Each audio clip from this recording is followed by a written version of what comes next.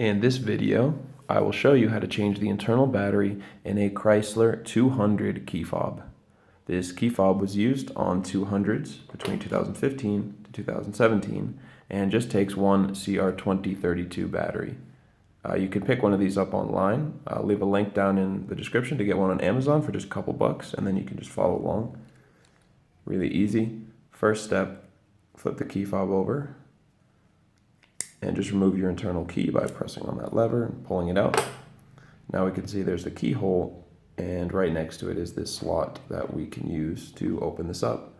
Take a flathead screwdriver or a coin, something that can fit in here, and then you can just apply some pressure and twist. Just twisting enough to begin to open it, and then just gently working our way down, twisting until it comes free like that.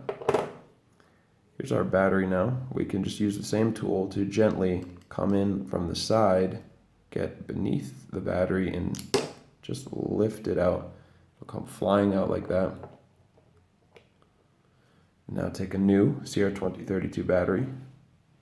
Make sure this positive side goes face down, just like that. Go ahead, position it in, and click it down. Now all we have to do is reattach the two parts of the key fob. Really push it in there until it comes back together and you don't see any space between the two halves where the seam is. And that's it. Super easy. If you found this video helpful, go ahead and give us a like, leave us a comment, and if you want more information on changing the batteries for key fobs for any make or model, check out our other YouTube videos or visit fobbattery.com. Thank you so much for watching.